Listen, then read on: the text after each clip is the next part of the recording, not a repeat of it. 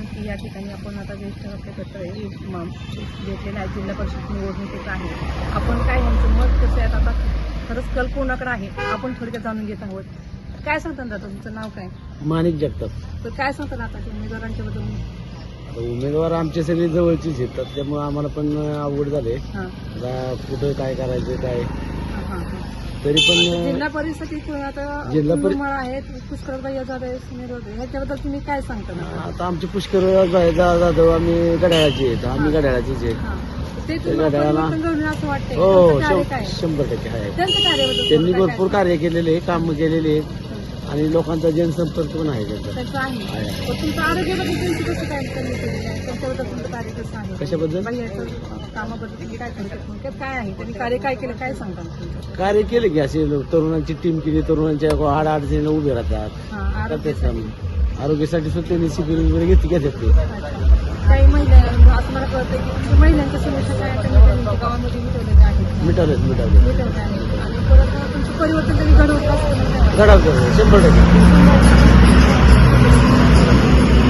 आणि आमचे उत्तम बापू आहेत, ते सुद्धा जिल्हा पहिली पंचायत समितीचा अनुभव आहे त्यांना. त्यांनी सुद्धा मानकीची कामं केलेली आहेत. पंचसमितीची कामं पुष्कळमध्ये करतील असं तुम्हाला ठामपणे वाटतंय? करतील काय सांगाल त्यांच्यावर? करतील लोकांची कामं? कामं करतात. इथला मागला अनुभव आहे ना आम्हाला. अच्छा. उमेदवार करून त्याला तुम्ही ओळखता का? कुणाला? पुष्कळबाई जाधव. हो ओळखतो, हो जवळ तो कसं व्यक्ती आहे? चांगलं व्यक्ती. चांगला व्यक्ती आहे. धन्यवाद. गावचा कोल आता कोणाकडे वाटतंय तुम्हाला? आता पंचायत समितीला बघा आमच्याकडे शिवसेना 1 नंबरला झालं, राष्ट्रवादी 2 नंबरला झालं आणि जिल्हा परिषदेला राष्ट्रवादी आमच्याकडे 1 नंबरला झालं. जिल्हा हा, परिषद. कारण पंचायत समिती आमच्या गावचा उमेदवार असल्यामुळे थोडं लोक गावच्या उमेदवाराला प्राधान्य देणार आहेत देणार आहे. आणि जिल्हा परिषदेला गाड्या चालेल 1 नंबर. त्यांनी पाण्याची वगैरे त्यांचं तुमच्या गावचं कसं काय सांगतात? तुमच्या पाणी त्यांचं पाणी सगळं व्यवस्थित आहे आमचे. व्यवस्थित व्यवस्थित आहे? आहे. रस्ते नाले तुमचे? हो सगळं व्यवस्थित आहे. सगळं. आमच्या ग्रामपंचायतींनी सगळी कामं केलेत आणि आमचा ग्रामपंचायत सरपंच सुद्धा राष्ट्रवादीचा आहे. रस्ते. ग्रामपंचायत राष्ट्रवादीची आहे, त्यामुळे त्या राष्ट्रवादीने कामं केलेली आहेत आपल्याला आमची. ह्या मार्गे कधी स्वपंगाची पालखी पुष्कळबाई याच्या स्वपंगाची पालखीच्याबद्दल तुम्ही काय सांगता त्यांची? आता त्यांनी म्हणजे आमच्या गावातली जर पालखीचे करतात नियोजन व्यवस्थित आणि त्यांचे तिकडले ते करतात तिकडलं. अच्छा, म्हणजे स्वपंगाच्या पालखीचे तुमच्या ते सगळे व्यवस्थित त्यांची तुम्ही हो, हो, पार हो. पाडले? हो हो त्या व्यवस्थित सगळं. माध्यमातून त्यांनी काय त्यांनी असं लोकांना वारकऱ्यांना काय त्यांनी केलेलं आहे का? वारकऱ्यांना करतात की मदत करतात की सहकार्य करतात. योगदान मोठे योगदान मोठे योगदान त्यांचं. मोठे आहे पुष्कळच. आणि गोरगरिबांसाठी त्यांचं हो आहे आहे. त्यांचं- बरेच वर्ष झगडतात ते आणि काम पण करतात ते.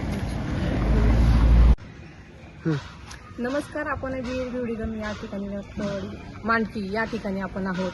आपल्याला काही काका इथे भेटले नाहीत. काका, आपल्या जनतेचा कौल कोणाकडे आहे जिल्हा परिषदचा काय सांगतात? जिल्हा परिषदचा कल सर्वसामान्यांसाठी जे झटणारे तरुण आहेत. मी राष्ट्रवादी काँग्रेस पक्षाचा कार्यकर्ता आहे. त्याच्या ह्यानी सर्वसामान्य जनतेच्या मनात आहे की तरुणांना संधी या ठिकाणी जिल्हा परिषदेमध्ये मिळावी आणि त्यासाठी आपल्या राष्ट्रवादी काँग्रेस पक्षाचे व मित्र पक्षाचे अधिकृत उमेदवार म्हणून तरुणांचे आशास्थान आणि सर्व जनतेला बरोबर घेऊन चालणारं नेतृत्व म्हणजे परिंचे गावचे रहिवासी व परिंचे गावचे सुपुत्र आमचे मित्र पुष्कराज जाधव भैया यांना या ठिकाणी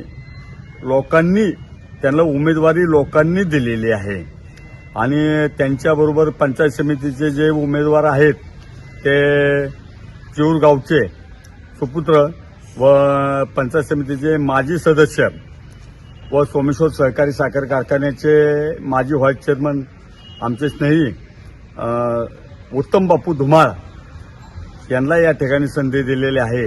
तर हे संधीचं सोनं नक्की जनतेच्या हितासाठी, जनतेला ज्या काय मूलभूत गरजा आहेत ते आपण मुंबईपर्यंत जाऊ शकत नाही.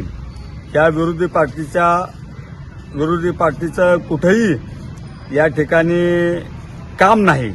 तर पुष्कराज भैयांनी आतापर्यंत मानकीमध्ये तरुणांच्यासाठी क्रिकेट असेल, सर्वसामान्य जनतेसाठी जे काही मूलभूत गरजा आहेत ते सर्वसामान्यांसाठी जे समजा सायकल्स हे असेल याच्यासाठी भरघोसपणे पुष्कराज भैयांनी व उत्तम बापूंनी या ठिकाणी राष्ट्रवादी काँग्रेस पक्षाच्या माध्यमातून या ठिकाणी मदत केलेली आहे आणि इथनं पुढेही ते चालू ठेवतील अशी माझी आशा आहे.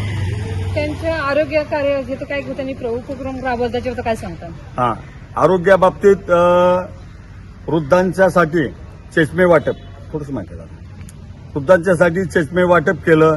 या ठिकाणी बाहेर कुठं धार्मिक स्थळी जाण्यासाठी या ठिकाणी सहल या ठिकाणी बाह्यांनी व राष्ट्रवादी काँग्रेसच्या माध्यमातून काढली. त्या ठिकाणी सर्वसामान्य जनतेला या ठिकाणी बाहेर नेण्याचा कार्यक्रम या ठिकाणी बाह्यांनी व त्यांच्या सहकार्याने सर्वांनी केलेला आहे.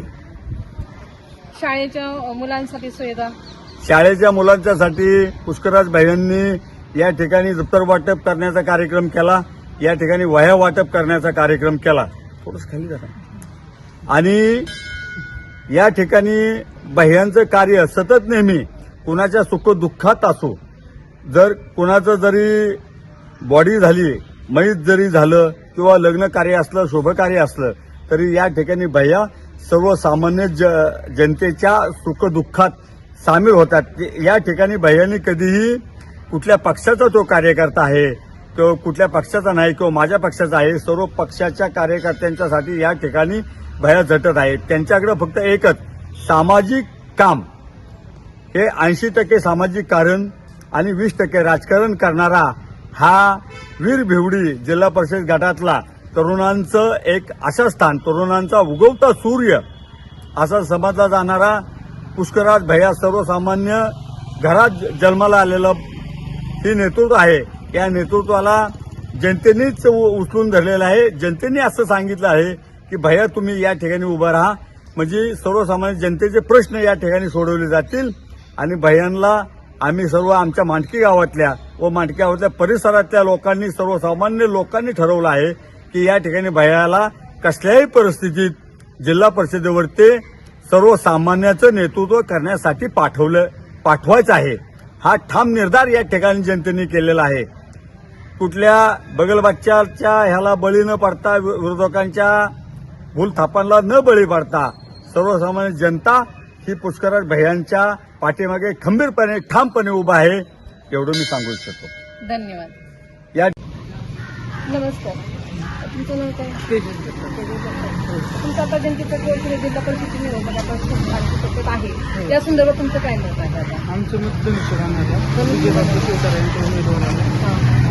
विजयबापू शिवतारेंनी मानकी गावात खूप विकास कामं केलेली आहे. आता ते इथं उमेदवार कोण म्हणून दिलेला आहे? आता आमच्या गावातूनच फक्त प्रवीण पाटील, माजी पोलीस पाटील आणि जिल्हा परिषदेतले समीर भाई जाधव आहेत ते. आणि त्यांचा जनसंपर्क दोघांचा पण म्हणजे तगडा आहे. ते गावाचा परिवर्तन चांगलं घडवलं, गावचा विकास चांगला केलेला आहे. हो, गावचा विकास झाला. त्या विकासाच्या मुद्द्यावरती गावाकडून बीडमध्ये मतदान मिळू शकतो. तुमचं काय मत आहे? प्रमोद नारायण भोसले. आमचं मत धनुष्यबाण. तुमचं नाव काय? प्रमोद नारायण भोसले. नमस्कार ताई, तुमचं नाव काय? मनीषा भोसले. आता काय करता तुम्ही? शेती. आता काही रोहिणी. आता आणखी त्याच्यामध्ये काय राष्ट्रवादीचे उमेदवार काय दिलेले आहेत जिल्हा परिषदला, त्यांच्याबद्दल नवीन व्यक्ती तुम्हाला म्हणजे पुष्कळबाई जाधव, हे व्यक्ती तुम्हाला कसा वाटतं? तुम्हाला ओळखता का तुम्ही त्यांना? छान वाटतं ते. ते व्यक्ती तुम्ही ओळखता? ओळखते. त्यांच्या कार्याबद्दल काय सांगतात? त्यांच्या कार्याबद्दल भरपूर कामं केले त्यांनी, हां, भरपूर हे केले तर. बरं. तुमच्या महिलांच्या आडीवरती त्यांच्या कार्याबद्दल काय सांगतात तुम्ही? काय केलं महिलांबद्दल त्यांनी आतापर्यंत तुमच्या? महिलांबद्दल बचत गटाचं केलंय. हां, सुविधा, चांगल्या सुविधा त्यांच्यापर्यंत पोहोचवल्यात का तुम्ही? हो, पोचवलं. पण तुला सांगतो पुष्कळ हा व्यक्ती कसं वाटतं तुम्हाला? छान वाटतंय ते. तुम्ही त्याचं परिवर्तन घडेल असं तुम्हाला वाटतंय का? हो, घडेल. काय घडवतील म्हणजे तुम्हाला असं पुढचं म्हणजे पंचायत समिती तुमची कामं चांगली करतील असं वाटते का? हो, चांगलं वाटतं.